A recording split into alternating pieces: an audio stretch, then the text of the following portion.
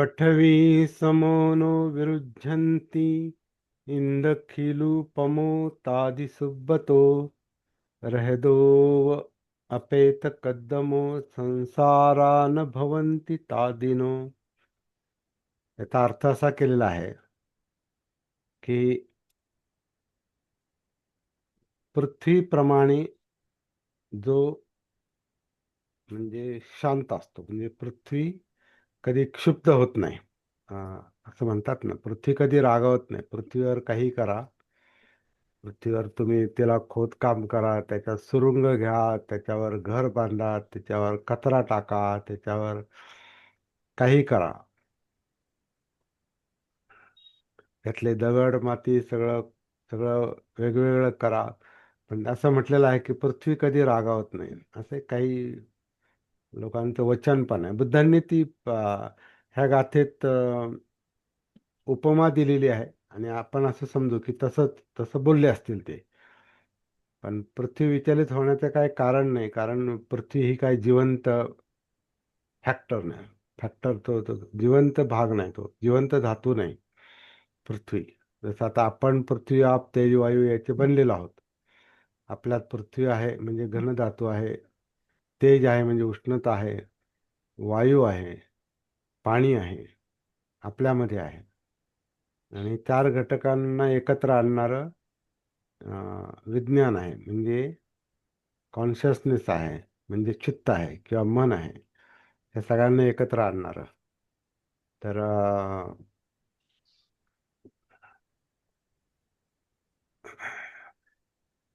पण ते एकत्र आल्यामुळं ते त्याच्यात जिवंतपणा आहे.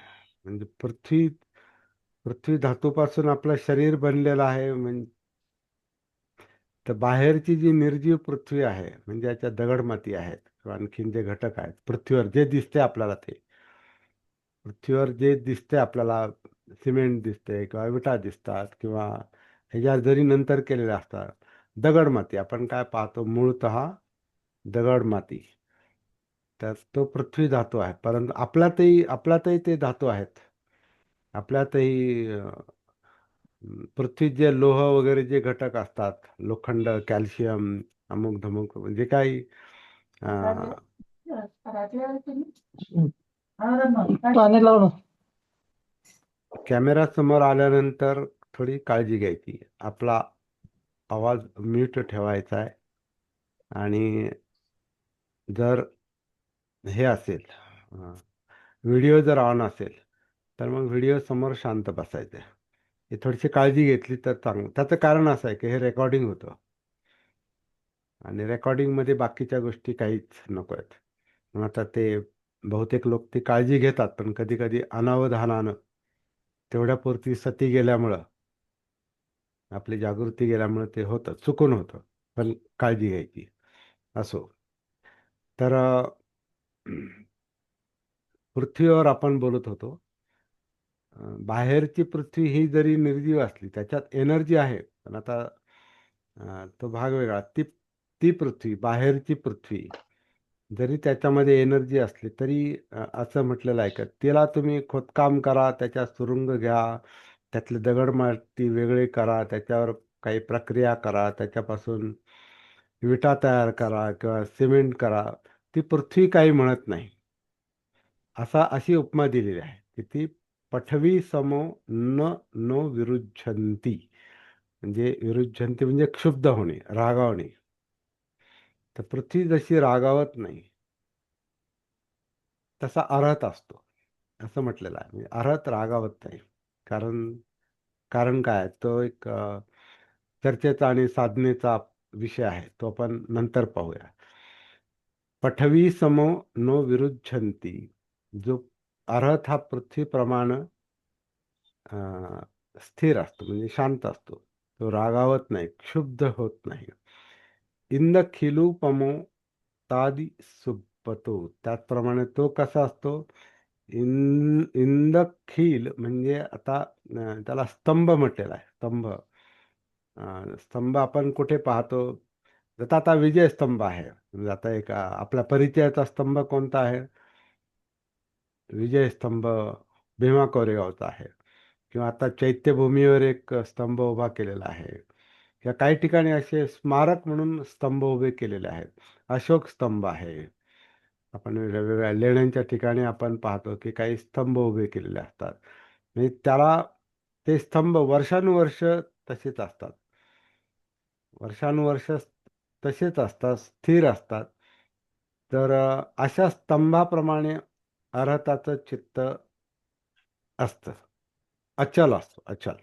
स्तंभ अचल असतो. स्तंभ हा अचल असतो. अशी ती एक उपमा मागे आपण पाहिलेली आहे की अ, अ, समुद्राच्या मध्ये जे बेट असतं त्याला द्वीप म्हटलेलं आहे. द्वीप म्हणजे बेट जे पाण्याच्या मध्ये असतं. ते बेट त्या समुद्राच्या समुद्रातल्या पाण्याच्या माऱ्याने म्हणजे त्याच्यात किती मोठ्याल्या लाटा येत ते जे बेट असतं ते स्थिर असतं. तसं तसं प्रॅक्टिस करणाऱ्याचं चित्त असतं. म्हणजे आता इथं अर्हत म्हणजे त्यांनी आता नमो तस्स भगवतो अर्हतो बुद्धांचं वर्णन आहे ते. भगवत आहेत. भगवत म्हणजे भगवान. वान म्हणजे तृष्णा. ज्यांनी तृष्णा नष्ट केलेली आहे ते भगवान. भगवान. आता त्याचा अपभ्रंश वेगळा झाला, तो भाग वेगळा. आता तो आपण जो भगवान हा शब्द आपण वापरतो तो लॉर्ड अशा अर्थाने वापरतो. लॉर्ड बुद्धा. तर बुद्धांना लॉर्ड तशा अर्थानं भगवान नाही म्हटलं आणि म्हणायला नाही पाहिजे. बाबासाहेबांनी पण लॉर्ड बुद्ध अँड इज धम्म असं नाही लिहिलं. Buddha and is Dhamma, Lord नाही लिहिलं. आणि धम्म शब्द वापरलाय त्याच्यात, बुद्ध अँड हिज धम्म हे शब्द तसेच ठेवलेत. परंतु भगवान बुद्ध अँड हिज धम्म असं नाही म्हटलं, किंवा लॉर्ड बुद्ध अँड हिज धम्म असं नाही म्हटले. बुद्ध अँड हिज धम्म. तर ते लॉर्ड म्हणून भगवान वेगळा आहे. भगवान ज्यांनी तृष्णेचा नाश केलेला आहे म्हणून ते अर्हत आहेत. म्हणून भगवतो अर्हतो. आणि कशामुळे हे आहे? सम्मा संबुद्ध. सम्मा संबुद्ध आहेत म्हणजे संपूर्ण जागृत आहेत ते. परिपूर्ण जागृती आहे म्हणून ती तशी अवस्था आहे. तर अर्हत जो असतो हा पृथ्वीसारखा अ, पृथ्वीसारखा शांत असतो. म्हणजे तो विचलित क्षुब्ध होत नाही, रागावत नाही, विचलित होत नाही. त्याप्रमाणे तो स्तंभाप्रमाणे अचल असतो, स्थिर असतो. या रथाचे 2 गुण सांगितलेले आहेत. पुढे म्हटलेलं आहे रहदो एव. तो एव शब्द आहे. डॉट जो दिलाय त्याच्यात तो एव शब्द आहे. रहदो एव अपेत कद्दमो. आता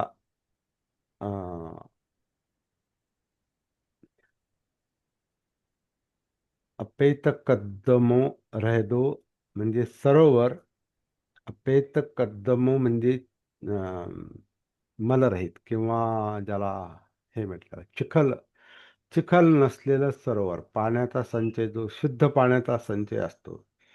जसं आता झऱ्याचं पाणी असतं. झऱ्याचं पाणी हे मूळतः शुद्ध असतं आणि त्याचा त्याचा त्या त्याच्यातून निर्माण झालेलं जर मोठं सरोवर असेल तर ते ते पण शुद्ध आणि स्वच्छ असतं. त्याच्यात चिखल नसतो, त्याच्यात कुठला मल नसतो, ते स्वच्छ असतं. तर अर्हत हा पण अशा सरोवर स्वच्छ, शुद्ध, चिखलरहित, मलरहित सरोवराप्रमाणे असतो असं म्हटलेलं आहे. कारण त्याचं कारण चित्तशुद्धी आहे. जिथं चित्तशुद्धी झालेली आहे तिथं लोभ, द्वेष किंवा बाकीच्या विकृती ज्या आहेत त्या नसल्यामुळं, कुठलाही चित्तमल नसल्यामुळं ते चित्त शुद्ध आहे. म्हणून ते विमुक्त आहे. आणि ते सरोवरासारखं, स्वच्छ सरोवरासारखं ते शुद्ध आहे, अशा उपमा दिलेल्या आहे. आणि अशा याला अं, अशा अशा व्यक्तीला, अशा अर्हताला संसार नाही असं म्हटलेलं आहे. संसारा न भवंती तादनु. संसार हा जो शब्द आहे, हा आपण ज्याला परिवाराच्या अर्थाने संसार म्हणतो तो शब्द नाही इथे.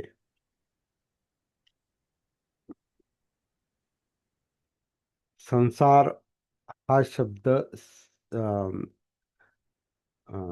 संसरण म्हणजे ट्रान्समिशन, म्हणजे संस्कार हे संस संस्कार हे एकातून दुसऱ्यात, दुसऱ्यातून तिसऱ्यात असे जातात. म्हणजे म्हणून आता आपण ज्याला म्हणतो ना, संसरण होतं म्हणजे पुढे ट्रान्समिशन, पुढे पुढे जात आहे, ते ट्रान्समिट होतं. ते संसार चक्र पण म्हटलेलं आहे, तर ते संसार चक्र म्हणजे गती देतं. संसार भवाला पण संसार म्हटलेला आहे. भवचक्र जे आहे, भव म्हणजे बनणं, तर जे बनतंय, ते जे तयार होतंय, 12 निदानात ते दाखवलेलं आहे बघा. अविद्या, संस्कार, विज्ञान, नामरूप, षडायतन, स्पर्श, वेदना, तृष्णा, उपादान, भव, जन्म, जरा, जाती, मरण, दुःख, दौर्मनस्य, उपाया, समुक्त. ते जे 12 कड्यांमध्ये ज्या गोष्टी दाखवतात, तो त्याला संसार चक्र पण म्हटलेलं आहे. ते भवचक्र आहे. भव म्हणजे बनणे, संसार म्हणजे पण बनणे आहे. पण ते बनणं म्हणजे स्थिर नाही, ते बनत बनत पुढे जातं, ट्रान्समिट होतं ते संसार. तर अशा अर्थानं पण संसार हा शब्द आलेला आहे. संसरण, पुढे जाणे, संस्कारित होणे, आणि पुढे पुढची अवस्था. जसं आता आपला जन्मातून आपण वाढतो, तरुण होतो, नंतर वृद्ध होतो, आणि मृत्यू पावतो. म्हणजे हे संसरण म्हणजे एकातून दुसरी, दुसरीतून तिसरी अवस्था. याच्यामध्ये एक प्रकारची काय आहे, कंटिन्युटी आहे. तर ते ते संसरण आहे, ते ट्रान्समिशन आहे, एकातून दुसरं, दुसऱ्यातून तिसरं. हे संस्कारामुळे हे संसार चक्र आहे किंवा भवचक्र आहे, अशा अर्थाचा तो शब्द आहे संसार. आणि आपण ज्याला संसार म्हणजे परिवार, ज्याला घर संसार म्हणतो, त्या अर्थाचा हा शब्द नाही. आता घर संसार पण थोडं थोडं करून वाढलेलाच असतो, नाही का? घर संसार आता ते लग्न झाल्यानंतर संसार देतात, मुलीकडचे लोक संसार देतात म्हणे, नाही का? तर ते समोर मांडलेलं असतं, त्या ह्याच्यामध्ये संसार मांडलेला असतो, आणि त्या संसारामध्ये अनेक वस्तू असतात, आणि त्या वस्तू घेऊन तो संसार सुरू होतो. असं ते मुलीचा संसार हे उभा राहण्यासाठी मुलीकडचे लोक हे ते मदत करतात. त्याला पण संसार शब्द वापरलेला आहे. माझ्या बोलण्यातून काही गोष्टी राहत असतील तर त्या तुम्ही नंतर अं, दुरुस्त करून सांगा. तर तोही संसार आहे. अर्हताला अर्हताला अशा रुखवत प्रकारे म्हणतात का? हा रुखवत म्हणतात का? रुखवत. रुखवत रुखवत रुखवत म्हणजे संसार संसार देतात, असं म्हणजे काही ठिकाणी असाही शब्द वापरतात तो. अं, तर तिथून ते संसार सुरू होतो. म्हणजे कारण संसार जेवढा दिला तेवढाच राहत नाही तो, पुढं मग काय काय आणखीन बरंच काय काय येतं, आणि मग ते वाढतच राहतं. म्हणजे लग्नानंतरचा संसार हा वाढतच राहतो. पुढे मुलं बाळ होतात तर तोही संसार वाढतच राहतो. मुलं आणि मुलांसाठी मग आणखीन काय काय करणं, तर संसार चक्र आहे हे. त्यामुळे आपण ज्याला परिवार म्हणतो ते पण स्थिर नाही. परिवार हा पण त्याच्यामुळे त्याला संसार म्हटला असेल, कारण तो वाढत राहतो, असाही त्याचा अर्थ निघतो आता चर्चा करता करता. तर ह्याच्यात जो अडकून पडतो तोच त्याचा प्रॉब्लेम बनतो. तीच त्याची समस्या असते. संसार मोकळा सोडत नाही. संसारात आपलं चित्त अडकलेलं असतं. जे जे काही येतं आपल्या जीवनामध्ये जगताना, जे जे काही आपल्या संपर्कात येतं, म्हणजे आता सगळ्या आपल्या ह्या वस्तू म्हणा, आता नुसत्या वस्तू किंवा पैसा किंवा प्रतिष्ठा, शिक्षण, जे जे काही नाव, म्हणजे प्रतिष्ठा म्हणजे नाव, हे सगळं सामाजिक स्तर, सामाजिक दर्जा, पितृत्व, मातृत्व, सासू सासरे, दीर, भावजया, अमका धमका, हे जे आयडेंटिटी असतात, आयडेंटिटी, ही ओळख जी असते, ह्या ओळखीमध्ये पण माणसं अडकलेली असतात ना. म्हणून सासुरवास आणि आजकाल सोनवास पण आहे, कारण सुनाही काही कमी नाहीत आजकाल. तर पूर्वी असतील तशा. तर सासुरवास किंवा सासरकडच्या लोकांचा वास हा त्या सुनेसाठी असतो. परंतु अं, पितृसत्ताक पद्धतीमध्ये पित्याचं पण वर्चस्व असतं, मातृसत्ताकामध्ये मातेचं पण वर्चस्व असतं, मोठा भाऊ असेल तर त्याचं पण वर्चस्व असतं, बहीण असेल मोठी, तिचं पण वर्चस्व असू शकतं, मोठी जाऊ तिचं वर्चस्व असू शकतं, आणि बरंच काय काय. आता हे आपल्याला हे वर्चस्वाचं, परिवारातल्या वर्चस्वाचं इतिहास किंवा वास्तव आपल्याला माहिती आहे, आणि त्याच्यातून जे वाद होतात ते आपल्याला माहिती आहे. तर ह्या सगळ्या आयडेंटिटी ज्या आहेत, म्हणजे ह्यासारख्या ओळखी आहेत त्या आपल्या. जसं आपल्याला आयडेंटिटी कार्ड असतं ना, तसं ही आपली आयडेंटिटी असते. सासू सासरे अमुक धमुक जे काय असाल ते, पती पत्नी, मालक मालकीन, पुत्र, म्हणजे मुलगा मुलगी, सून, अमुक धमुक तमुक, सासू सासरे, सगळं जे काय आहे हे आयडेंटिटी आहेत, आणि ह्या आयडेंटिटीला धरून तो परिवार चालतो, आणि तो सरळ माणूस म्हणून चालत नाही, त्या ओळखीतूनच जास्त चालतो. मी असा आहे, कुटुंब प्रमुख आहे आणि माझं ऐकलं पाहिजे. आणि इकडे सुनबाई किंवा मुलं असतील तर ते म्हणतात आपण आपण कमीपणा घेतला पाहिजे, कारण आपण या घरची सून आहोत, किंवा लहान मुलं असतील ते म्हणतात आपण लहान आहोत, आपण जास्त मोठ्यांच्या समोर बोलू नये. तर त्या भूमिकेनुसार, त्या आयडेंटिटीनुसार ती मानसिकता बनते आणि माणसं तशी वागत असतात. तर हा पण एक संसार आहे. हे कारण संसारा म्हणजे संघर्ष पण आहे. संसारामध्ये संघर्ष पण आहे, त्याच्यामध्ये आयडेंटिटी पण आहे, आणि जो अर्हत असतो तो त्या आयडेंटिटीमध्ये अडकत नाही असं म्हटलेलं आहे. तो मुक्त असतो. आता हे फार कठीण आहे, आणि ही मानसिकता आहे. ही कसं आहे, ही मुक्ती ही आतल्या आत मिळवावी लागते. याचा अर्थ असा नाही ते तुम्ही सगळं सोडून देता, सोडून देण्याचा मुद्दा नाही तो. त्याच्यात राहून मुक्त असणं, म्हणजे संसारात राहून संसार मुक्त असणं, असे पण काही अर्हत बुद्धाच्या काळात पण होते असं दिसतं. आज पण ती शक्यता आहे तसं बनण्याची, परंतु बुद्धांनी सांगितलेली साधना, प्रॅक्टिस ही आज तेवढी स्ट्रॉंग नाही. आज बुद्ध धम्माच्या नावावरच फक्त संस्था उभ्या राहतात, संस्थेमध्ये परत हा संसार पण उभा राहतो. कारण त्याच्यामध्ये तुमच्या अध्यक्ष, चेअरमन, उपाध्यक्ष, सेक्रेटरी, अमकं धमकं ट्रस्ट ज्या निर्माण होतात, ट्रस्ट, त्या ट्रस्ट आणि ट्रस्टी ह्याच्यात पण आता किती वाद असतात. अं, सगळ्यात सगळ्यात ट्रस्टमध्ये, ती धार्मिक ट्रस्ट असतो, नाहीतर दुसरी कोणती संस्था असो, सामाजिक संस्था असो. धार्मिक मध्ये सुद्धा भिक्खू बनते, मग महाथेरो थेरो, ह्या हा, सगळ्या वर चढत चढत जातात. वर्चस्व तर ह्या सर्वीकडे आहे. ह्या सगळ्या आयडेंटिटीज आहेत. आणि मग मोठ्या भिक्षूचं बारक्यांनी ऐकायचं, बारक्यांनी त्यांची सेवा करायची, ते सगळं ऐकायचं, तरच मग त्याला पुढं प्रमोशन मिळतं. म्हणजे असं पण असू शकतं, असं पण होतंय. आणि जर एखादा श्रामणेर किंवा छोटा भिक्षू मोठ्याचं ऐकत नसेल, तर मग संघामध्ये त्याचं काय, आता मला त्याचा अनुभव नाही किंवा कोणाला असेल तर त्यांनी सांगावं, की त्याच्यावर मग ती कारवाई होते. आता आणि हे बरंचसं बुद्धाच्या नावावर पण खपवलं जातं.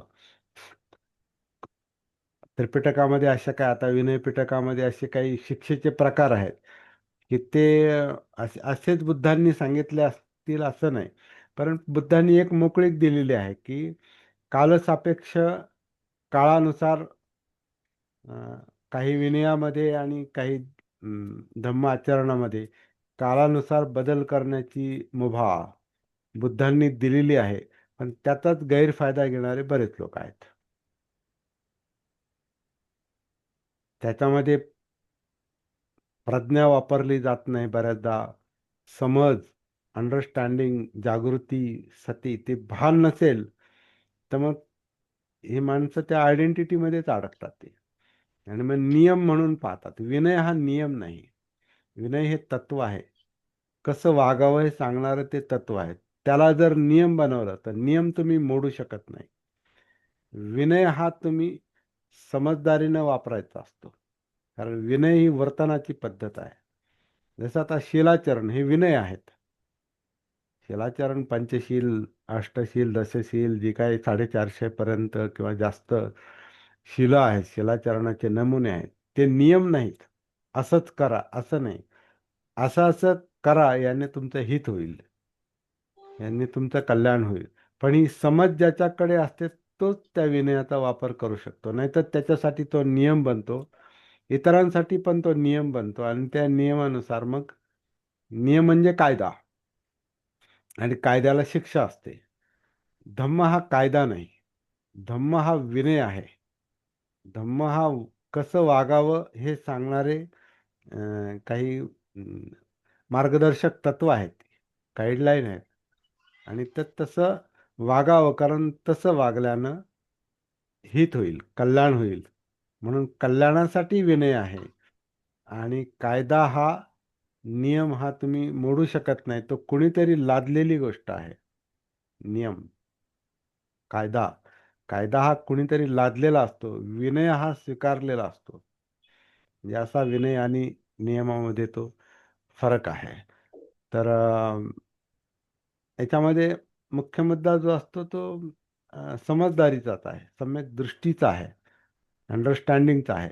आणि अंडरस्टँडिंग ही जो जागा आहे, जागृत आहे, ज्याला स्वतःचं चित्त, मन कळतं, तोच स्वतःच संयमित करतो, स्वतःच विनय स्वीकारतो. शिलाचरणाचे जे काही ज्या काही गोष्टी आहेत, प्राणातिपात, अदिन्नदान, हा तो स्वीकारतो. मला, म्हणून ते ते व्यक्तिगत व्यक्तिगत प्रतिज्ञा आहेत ना त्या. समाधी आम्ही, मी करतो असं आहे, त्याच्यामध्ये मी अध्यारूत आहे. पाणातिपाता वेरमणी सिक्खापदं समाधी आम्ही. प्राणीमात्रावर अतिक्रमण करणार नाही, अतिपात करणार नाही जीवावर. त्याचं टोक म्हणजे जीवहिंसा आहे. जीवहिंसा एवढा शब्द त्याचा अर्थ नाही. जीवावर मी अतिक्रमण करणार नाही, त्याला हिरावून, त्याचा त्याचं अस्तित्व, त्याचा जीव मी हिरावून घेणार नाही, ही शिकवण मी आत्मसात करतो. मी म्हणजे व्यक्तिगत आहे. शिलाचरणाचे जे काही नमुने आहेत, जे काही पंचशिलापासून जे सुरू होतात, व्यक्तिगत प्रतिज्ञा आहेत त्या. त्याचा समाधियामी जो हा शब्द आहे, तो एक व्यक्तिवाचक आहे. तो व्यक्ती म्हणतोय तो. कुणी त्याला सांगत नाही की तू जीवहिंसा करू नको किंवा चोरी करू नको, किंवा दुसरा नाही सांगत. दुसरा जरी वधवून घेत असला तरी ते ते वाक्याचा अर्थ हा व्यक्तिवाचक आहे. तो म्हणतो, तो ती प्रतिज्ञा करतो, तो शील घेतो. शील देण्याची गोष्ट नाही, शील घेण्याची गोष्ट आहे, पाळण्याची गोष्ट आहे, स्वीकारण्याची गोष्ट आहे. आणि ते त्याची समज असली पाहिजे, तरच ते शील घेऊ शकतो पालन करू शकतो. ज्याला समजत नाही त्याच्यासाठी तो नियम बनतो, तो विनय नियम बनतो. विनय हा नियम नाही. म्हणून आता बऱ्याच म्हणजे आता तात्विक आणि प्रॅक्टिकल गोष्टी आहेत, त्याच्यावर आपण खूप चर्चा करू शकतो. या गाथेचा आपण म्हणजे अर्थ तसा सरळ सरळ आहे की पृथ्वीप्रमाणे अर्हत हा कसा असतो, स्थिर असतो. अं, तो क्षुब्ध होत नाही. आता माणूस क्षुब्ध का होतो, चित्त क्षुब्ध का होतं, म्हणजे संतापतो का? तर संतापण्यामध्ये मुख्य गोष्ट जी असते ती मी, अहंकार, इगो, आयडेंटिटी. त्या आयडेंटिटीला, त्या मला जे समजतो त्या मीला जर धक्का बसला तर माझं चित्त प्रक्षुब्ध होतं, क्षुब्ध होतं. आणि तसंच म्हणजे रागावतो, चिडतो, द्वेष निर्माण होतो. आणि तो द्वेष जेवढ्या मोठ्या प्रमाणात आहे, राग चीड जेवढ्या मोठ्या प्रमाणात आहे, तेवढी हिंसक कृती माणसाकडून घडते. कारण ते चित्त त्याचं प्रक्षुब्ध होत असतं, त्याचं चित्त प्रक्षुब्ध होत असतं आणि म्हणून तो चिडतो. तर अर्हत हा याच्यापासून मुक्त असतो. तो गुणधर्म या ठिकाणी सांगितलेला आहे आणि त्याचाच परिणाम म्हणून तो स्तंभाप्रमाणे स्थिर असतो. ते एकच आहे. शेवटी स्तंभ हा पण पृथ्वीचाच भाग आहे. कारण स्तंभ हा पृथ्वीतूनच, दगड मातीतूनच तो उभा केलेला असतो. किंवा चट्टान जे असतं, सागरातलं जे बेट असतं ते पण दगड मातीतूनच उभं राहिलेलं असतं. तो पृथ्वीचाच भाग आहे. तर तो हलत नाही, तो स्थिर असतो. आणि अर्हताने जो जीवनमुक्त असतो, जो दुःखमुक्त असतो, ज्याला निर्वाण प्राप्ती होतो, त्याने तो संकल्पही केलेला असतो की मी असं वर्तन करेल की जिथं मी अ, अ, विचलित होणार नाही. किंवा त्याची प्रॅक्टिस, त्याची साधना अशी असते की त्याचं चित्त आपोआपच त्या स्तंभाप्रमाणे होतं, असा त्याचा अर्थ निघतो. आणि सरोवराप्रमाणे, स्वच्छ सरोवर पाण्याच्या साठ्याप्रमाणे त्याचं चित्त हे निर्मल पण असतं आणि शांत पण असतं. अशा अर्थाची ही गाथा आहे. यात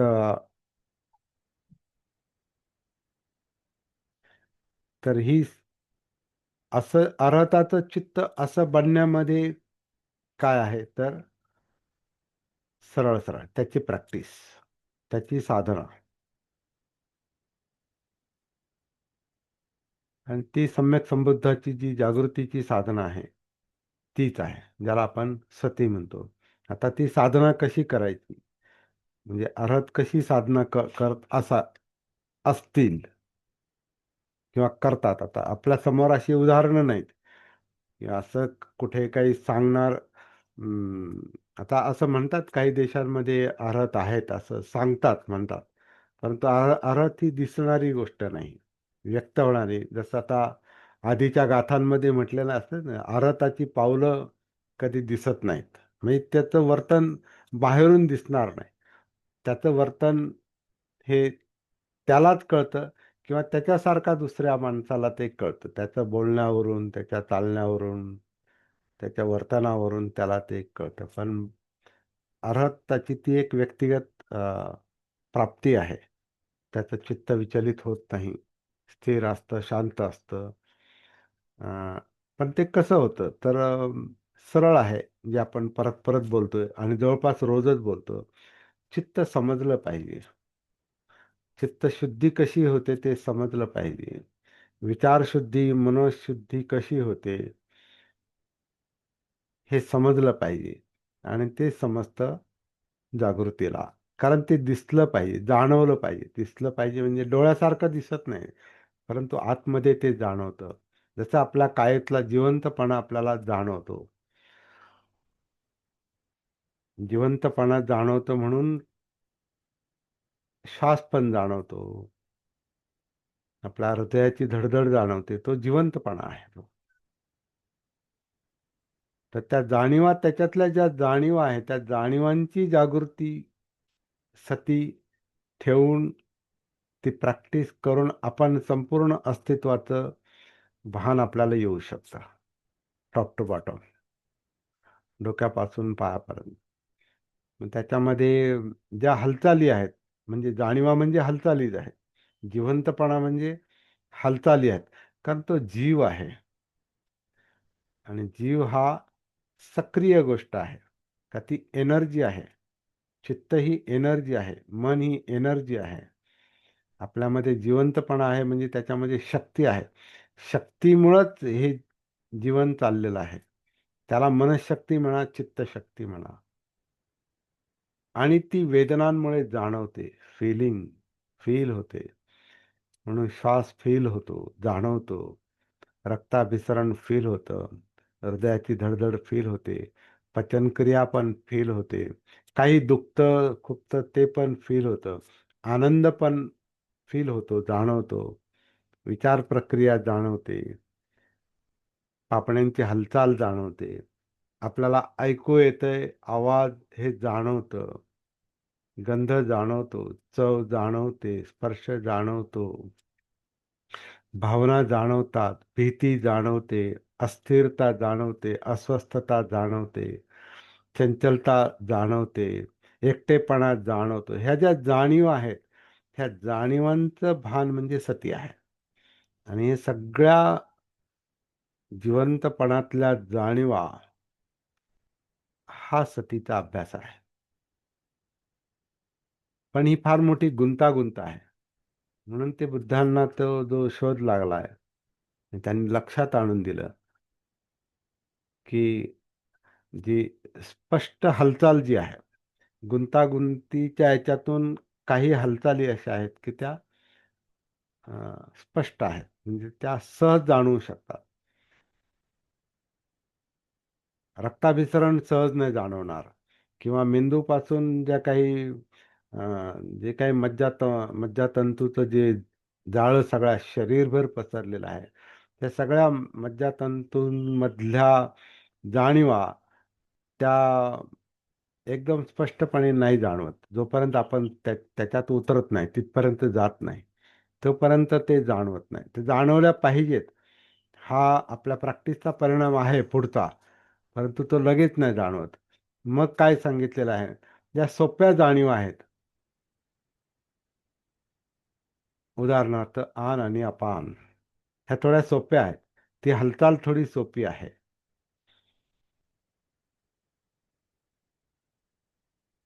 पोटात उतरा म्हणजे आता माझी प्रॅक्टिस ती आहे, तशा पद्धतीने मी पाहतोय. तर तसं इतरत्र सांगितलं नाही. हे मला असं वाटतं, असं पाहिल्यानं आपण काही न करता, काही सांगायची गरज नाही. हां, श्वास असा घ्या आणि तसा घ्या. प्राणायामामध्ये जसं चाललेलं असतं योगासनातल्या, तशी ही कृती नाही. प्राणायामातल्या कृतीमध्ये ते इन्स्ट्रक्शन दिलं जातं.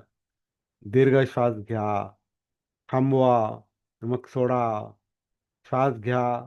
कुंभक रेचक आणि काय म्हणतात ना, अनुलोम विलोम मध्ये ते थांबायला सांगतात. तिथे श्वास घ्या, थांबा, हळूहळू सोडा, पटपट घ्या, पोटानं घ्या, छातीनं घ्या, असा घ्या, तसा घ्या, असं प्राणायामामध्ये सूचना दिल्या जातात.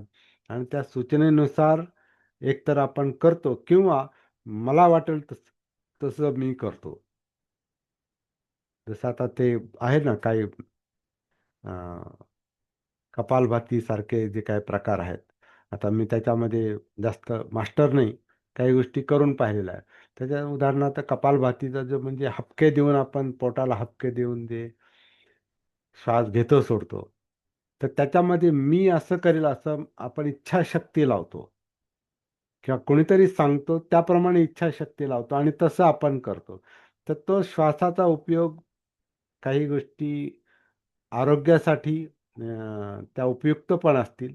त्यानं श्वसनक्रिया सुधारते पण, सगळं आहे. परंतु सती जागृतीतून आपण जो नैसर्गिक आन आणि अपान पाहतो, त्याचा लाभ असा आहे, की नैसर्गिक श्वसन क्रिया आन आणि अपान जसं आहे तसं. तिथं मी करतो असं नाही. मी इच्छेनुसार तसं करत नाही. काही न करता ते चालू आहे. आपल्याला श्वास घ्यायची आणि सोडायची आवश्यकता नाही. श्वास हा नैसर्गिकपणे येतो जातो. कसा जातो? काय चाललंय त्याचं? हेच पाहणे सतीचं काम आहे. आणि तिथं काही करायची गरज नाही. आपण काही नाही केलं, शांत बसलो, तरी आनापान चालू आहे. आपलं शरीर, आपली काया नैसर्गिकपणे आतून आत श्वास घेते. म्हणजे परत परत मी हे म्हणतो, की हे कुठं लिहिलेलं नाही ना, कारण काही लोकांना कसं असतं, की हे असं कोणी सांगितलं आणि असं कुठं लिहिलं, असं बऱ्याच बऱ्याच लोकांना विचारायची एक सवय असते. आणि मग हे जर कोणी सांगितलं नाही, हे जर कोणत्या गुरुनं सांगितलं नाही आणि हे जर कोणत्या ग्रंथात लिहिलं नाही, मग तुम्ही म्हणताय ते खरं कशावरून? तर त्याला एकच उत्तर आहे. अनुभव घेऊन पहा. जागेवर, आत्ता. आपण मी श्वास घेतो, मी सोडतो असं आहे काय?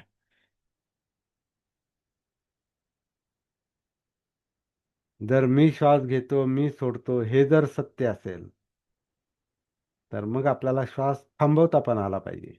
कारण मी घेतो, माझ्या हातात आहे. मग थांबवून दाखवा. अशक्य आहे ते.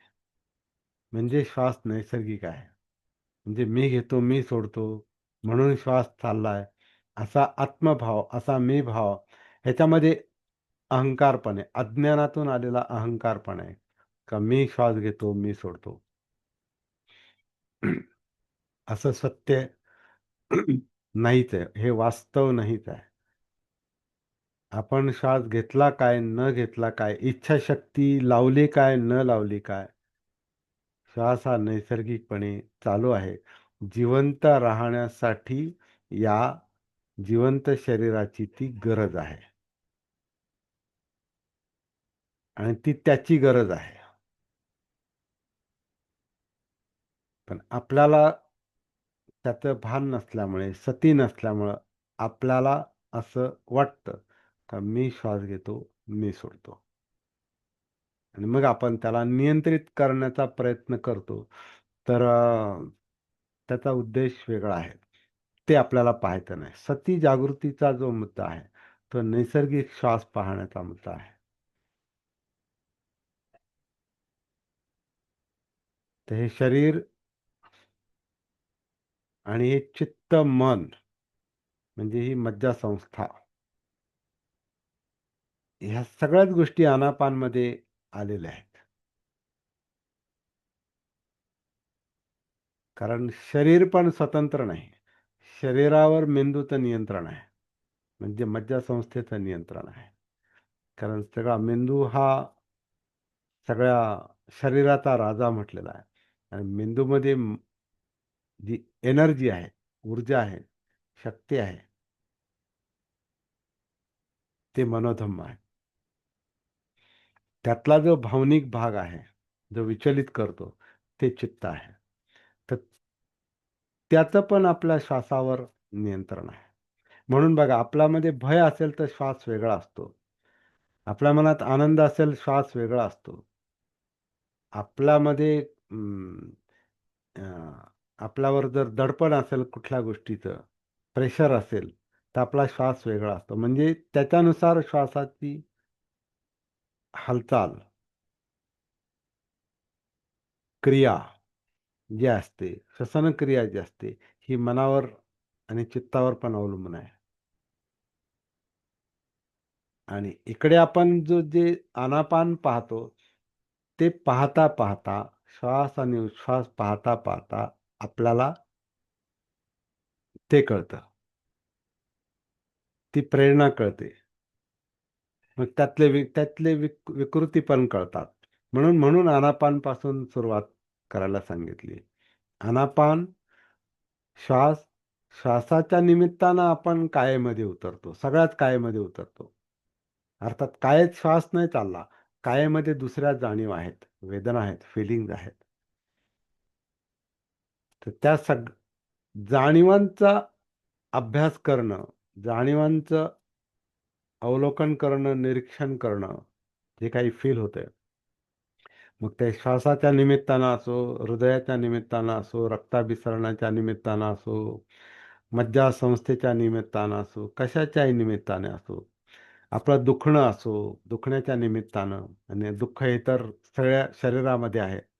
मग दुखणं मग कसं आहे, डोकं दुखो, नाहीतर डोळा दुखो, नाहीतर कान ठणको, नाहीतर काही सर्दी हो, नाहीतर काही आपलं तोंड आलेलं असो, नाहीतर काही त्वचेवरची खाज असो, किंवा आजार असो, किंवा काही गुडघेदुखी असो, किंवा चमक भरलेले असो, किंवा पाठदुखी असो, किंवा अं, त्यातला पाठीच्या कण्यातला मोठा आजार असो, नाही का, म्हणजे याच्या मणक्यांचा आजार असतो, मणक्या स्पॉन्डिलिसिस वगैरे द्या, मणक्यांचे आजार असो, किंवा आणखीन तुम्हाला काही पोटदुखी असो, अपचन असो, बीपी असो, ब्लड प्रेशर असो,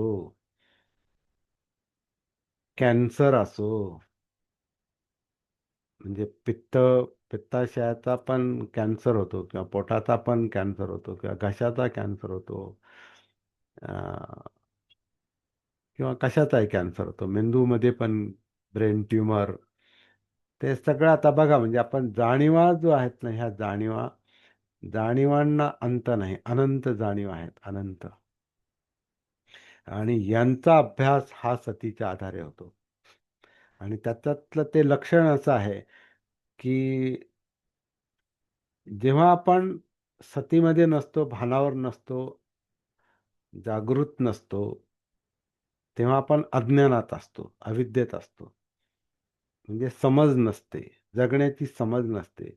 आणि त्याच्यातून आपल्याकडून जे अनेक गैरवर्तन झालेले असतात, काही चुकीच्या गोष्टी झालेल्या असतात, चुकीचं वर्तन झालेलं असतं,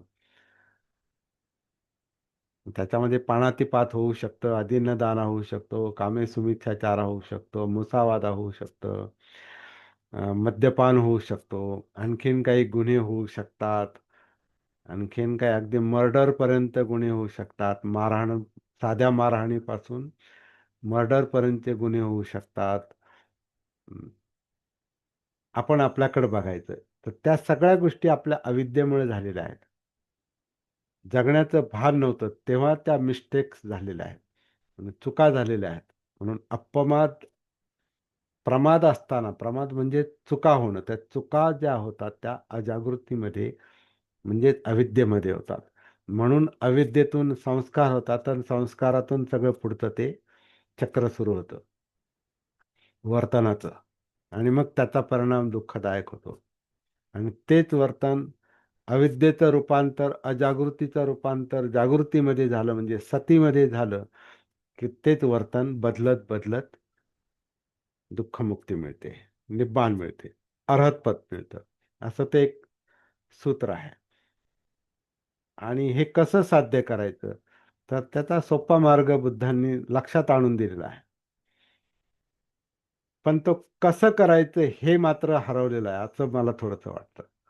बऱ्याच लोकांकडून ते कसं कसं कसं कसं मी श्वासाच्या आधारे सगळ्या हाडामासामध्ये उतरेल, हा मार्ग थोडासा हरवलाय, पण तो शोधता येऊ शकतो. आणि मला वाटतं त्याच्यात सगळ्यात पहिला जो अडथळा आहे, जो बुद्धांनी पण लक्षात आणून दिलेला आहे, तो मीच आहे. तर मी मुळे सत्काय दृष्टी त्याला म्हटलंय. ही काया मी आहे, म्हणजे हे अस्तित्व मी आहे, असं वाटल्यामुळं त्या मीचं सगळ्याच गोष्टीवर नियंत्रण आहे मग. आणि जिथं नियंत्रण असतं तिथं जीवन किंवा हे अस्तित्व आपण नैसर्गिकपणे अनुभवू शकत नाही, पाहू शकत नाही. कारण तिथं मीचा कंट्रोल असतो. मी असं करील. जिथं मी असतो, जिथं सत्काय दृष्टी असते, आत्मभाव असतो, म्हणजे अनात्मता अभाव, म्हणजे याला मी अनात्म अनापान पण म्हणतो. श्वासाला, नैसर्गिक श्वासाला अनात्म अनापान असं म्हणतो. तर हा अनात्मबोध मला वाटतं सगळ्यात महत्वाचा आहे. जागृतीचा अभ्यास करताना आपल्याला जे जे काही दिसतं, जाणवतं, ते सगळे धम्म आहेत. आणि ते धम्म अनात्म आहेत. सब्बे धम्मा अनात्ताती असं म्हटलेलं आहे. परंतु तो अनात्मबोध जर लक्षात आला नाही, तर ते न लक्षात येण्याचं कारण ते सती नाही, भान नाही, आणि मग तिथं मी नावाची गोष्ट काम करते. आणि लहान मुलामध्ये पण असते आणि मरायला टेकलेल्या माणसामध्ये पण असते. तो मी हाच, मीच जे नियंत्रण असतं ते सत्य पाहत नाही, वास्तव पाहत नाही, जसं आहे तसं पाहत नाही. यथाभूत ज्ञानदर्शन त्याला म्हटलेलं, जसं घडतंय तसं तो मी पाहत नाही. अहंकार, त्यालाच आपण अहंकार म्हणतो. त्याच्यातूनच सगळं संसार चक्र पण उभं राहतं. तर मी मधून मोकळीक मिळणे हेच पहिलं काम आहे. ते सगळ्यात अवघड आहे. तो मी श्वासावर पण काम करतो. म्हणून नैसर्गिक श्वास पाहता येत नाही, मी रहित श्वास पाहता येत नाही, अनात्म श्वास पाहता येत नाही. त्याला मी आपला मी त्याला कंट्रोल करतो. आणि मला वाटतं त्याच्यामुळं ते बुद्धांनी सांगितलेलं मूळ तंत्र हरवलेलं आहे. बुद्धाच्या काळामध्ये ते तंत्र जिवंत असल्यामुळं, कारण बुद्ध सांगणारे स्वतः बुद्ध होते, म्हणून अनेक लोकांना अर्हतपद मिळालं, अनेक भिक्षूंना मिळालं, अनेक तथाकथित उपासक त्यांना मिळालं. म्हणून अ, बुद्धांच्या संपर्कात अगदी, म्हणजे सामान्य लोकांपासून अगदी एखादा काय म्हणतात भंगी काम करणारा, झाडलोट करणाऱ्या व्यक्ती सुद्धा त्यांच्या संपर्कात आला आणि त्याला ती प्राप्ती झाली. व्यापाऱ्यांना प्राप्ती झाली, राजपुत्रांना प्राप्ती झाली, राजांना प्राप्ती झाली. सगळ्या प्रकारचे लोक बुद्धांच्या संपर्कात आले आणि त्यांना ते मिळालं. कारण ते सगळेजण आपापली आयडेंटिटी विसरून गेले होते. मी विसरून मीपणा, अहंग. म्हणून त्यामुळे राजा काय, तो तो भंगी, तो काय सुनीत भंगी, बुद्धांच्या काळातला जो बुद्धांच्या संपर्कात आला तो सुनीत भंगी, किंवा काय नाव दुसरं, सुप्रबुद्ध. तर प्रसेनजित बिंबिसारासारखे, अजातशत्रू सारखे लोक, किंवा जीवक सारखा वैद्य म्हणजे डॉक्टर, अनाथपिंडकासारखा व्यापारी, यश किंवा आणखीन जे काही राजपुत्र होते ते, आणि शेतकरी लोक, कारागीर लोक, सगळेच्या सगळे बुद्धांच्या संपर्कात आल्यानंतर त्यांच्यामध्ये लगेच परिवर्तन व्हायला सुरुवात व्हायची. का? तर ते मूळ सूत्र जे आहे ना, ते मूळ सूत्र बुद्ध लगेच लक्षात आणून दे. म्हणून लोकांच्या लोकांच्या यातना तिथल्या तिथं संपायच्या. आणि फुकट हे सगळं असायचं. कसं असायचं? कारण आता बुद्धांना काय त्याची बाकीची, बुद्धांना फुकट देण्यामध्ये त्यांना काही, त्यांचं मी सांगतो आणि माझं ज्ञान आहे असा तो मुद्दाच नव्हता तो. ते त्यांना जे सापडलं ते पण त्यांनी सोडून दिलं होतं. त्याच्यात पण मी नव्हता. त्यामुळे ते जे द्यायचे ते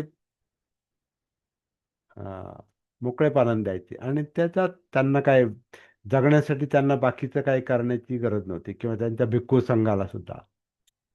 कारण ते एवढी मोठी गोष्ट ते देत होते लोकांना की लोक बाकी जेवण किंवा काही वस्त्र हेच काय त्यांना म्हणजे त्यांना काही मोठमोठाली विहार बांधून देणं किंवा त्यांच्यासाठी काही स्वतःजवळची सोनं नाणं अर्पण करून टाकणं इथपर्यंत लोकांची दानभावना ती त्या पातळीवर जायची. कारण ते जे फुकट द्यायचे, दुःखमुक्ती किंवा आजारमुक्ती जे फुकट मिळवून द्यायचे, त्याचं मोल जे मुक्त होतं ते त्यांनाच होतं ते. त्यामुळं त्यांना त्यांच्या धनाचं त्यांना काही वाटत नव्हतं. तर त्या गोष्टी मिळायच्या. पण बुद्धांकडून मात्र ते फुकट जायचं. पण त्याचं ते अमोल अमोल असं ते धन होतं. पण हे बुद्धांच्या काळात घडायचं. आजकाल आता आपल्याला दान मागावं लागतं. कारण काय की आता मग तेवढं मोल नाही. मी मी असं कधी-कधी त्याचा अर्थ असा पण काढतो, की नाही का जिथं आपल्याला याचना करावी लागते, तिथं आपल्याला ते नाही लक्षात नाही आलं. आपल्याला लक्षात नाही आणून देता येत अजून. लोकांना मुक्ती जी आहे, ही सहज लक्षात आली पाहिजे. तिथपर्यंत आपण पोहोचलो नाही. असा त्याचा एक अर्थ आहे. तर ते तंत्र मात्र हरवलेलं आहे. पण ते तंत्र आपल्याला परत शोधायचंय. कशा का पद्धतीनं होईना आपल्याला ते परत शोधायचंय. हे काम चाललेलं आहे. आपलं काम हे संशोधनाचं काम आहे. हे तर आपल्याला आता म्हणजे मी सांगतो म्हणजे मला सगळं मिळालंय, सापडलंय, प्राप्ती झाली असा त्याचा अर्थ नाही. काही गोष्टी लक्षात आलेल्या आहेत. किमान तो मार्ग, तो पॉइंट तरी लक्षात येत चाललेला आहे. आणि म्हणून तुम्ही सगळे त्याला जे प्रतिसाद देतात किंवा आणखीन लोक आता पुष्कळ लोक हे यातले व्हिडिओ ऐकतात. तर ते म्हणतात की ते तुमचं वेगळंच आहे. वेगळं आहे असं म्हणतात आणि ते पटतंय. असे खूप लोक आहेत. तर त्याचं कारण काय, की जे काही अनुभव आहेत ते मॅच होत आहेत, जुळतायत ते एकमेकांना आणि लोकांना त्याचा काही लोकांना त्याचा फायदा पण होतो. परंतु तरी देखील अजून खूप काही शोध घ्यायचा आहे आणि आपल्या सगळ्यांनाच घ्यायचा आहे. ते काय माझं एकट्याचं काम नाही. प्रत्येकाला काही ना काही त्याच्यामध्ये सापडू शकतं. ते वेगळं पण असू शकतं. कारण प्रत्येकाचं जीवन वेगळं आहे, प्रत्येकाच्या समस्या वेगळ्या आहेत आणि तुम्ही, मी, प्रत्येकजण त्या समस्येवर, आपापल्या समस्येवर, आपापल्या यातनांवर, आपापल्या दुःखांवर कशी मात करता, ते लक्षात येतंय का? ते मात करू शकता का? आणि ते अनुभव आपण इतरांना सांगून प्रभावित करू शकतो का? हाच एक म्हणजे हीच एक काम करण्याची पद्धत आपल्याला अवलंबावी लागेल. जे बुद्धांच्या काळात होतं. म्हणून बुद्ध त्यांची मुक्ती त्यांना मिळालेली दुःखमुक्ती हे सहज ते पास ऑन करायची. दुसऱ्याला ते मिळायचं आणि मग त्याला सांगायची, "जा आता लोकांकडे जा. चरत भिक्खवे चारिकं बहुजन हिताय बहुजन सुखाय." आता लोकांमध्ये जा. पण बुद्ध नेमकं काय सांगत होते? काय सांगत असतील? असा प्रश्न जाणकार माणसाला पडला पाहिजे. काय आहे याच्यामध्ये? आणि आज ते का हरवलेलं आहे? त्याचं एक कारण आहे बुद्धांसारखे लोक आता नाहीत. दुसरं कारण आहे जीवनशैली इतकी गुंतागुंतीची बनलेली आहे. इतकी कॉम्प्लिकेटेड बनलेली आहे. सहजता हरवलेली आहे. जगण्यातली सहजता हरवलेली आहे. विषय खूप वाढलेले आहेत. तंत्रज्ञान वाढलेलं आहे. माहिती तंत्रज्ञान वाढलेलं आहे. त्याच्यामुळे खूप विषय समोर येत आहेत आणि त्याच विषयांमध्ये माणसं हरवतात. हुशार आहेत, कळतं सगळं, पण वळत नाही. ते सोप्पं जे आहे, ते सोप्पं हरवलेलं आहे. म्हणून सरळ साधी सोपी मी रहित आनापान सती हे पटकन लक्षात येत नाही. कारण मी मध्ये आपण फार अडकलेले असतो. तर तो नैसर्गिक श्वास जर लक्षात आला तर मग तो आपल्याला आपोआपच जिवंत कायेमध्ये घेऊन जाणार. त्या जाणीवांना जाणीवा कनेक्टेड आहेत. कारण सगळं एकच आहे ते. सगळं शरीर जे आहे त्या जाणीवांचं जाळं जे आहे हे इंटरकनेक्टेड आहे. इंटरकनेक्टेड आहे. त्या जाळ्यातला एक धागा जरी हलला ना तर सगळे धागे हलतात.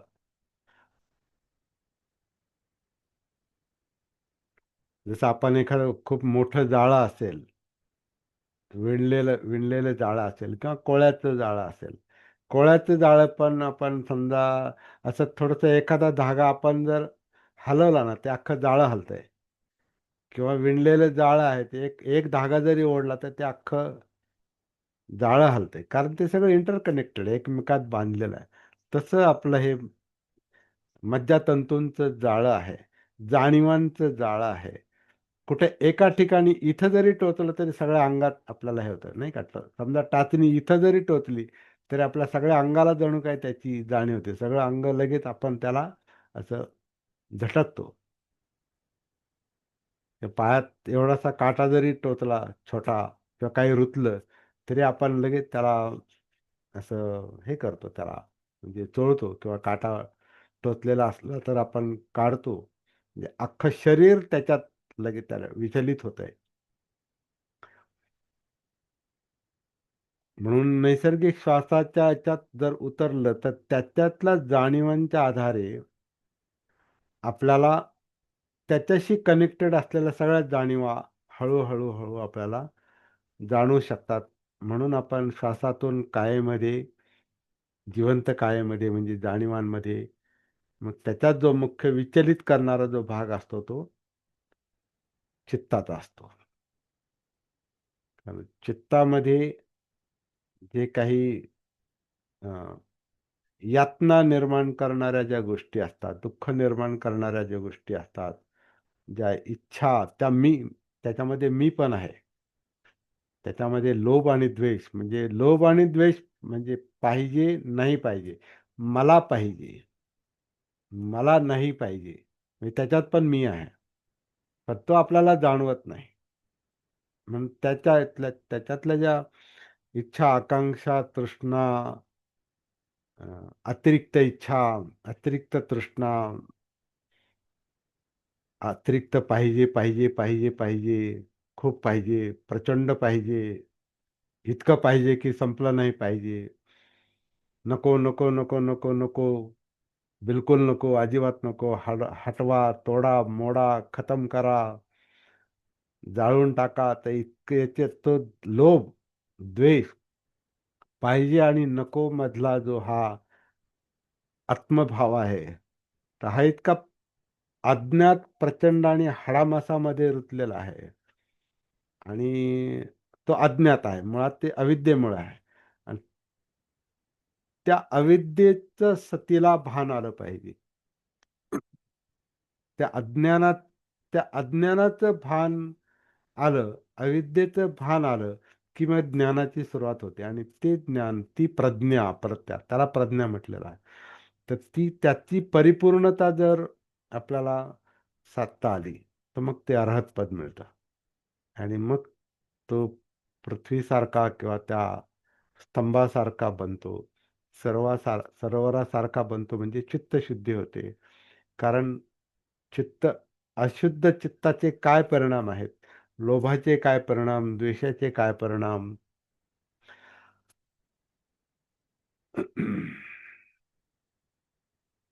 याची बारीक सारीक जाणीव आपल्याला त्या सतीमुळे होते, जागृतीमुळे होते.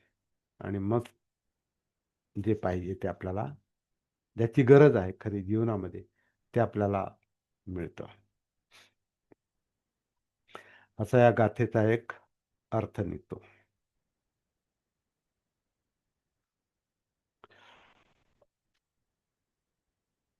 थांबतो मी इथे थोडा वेळ.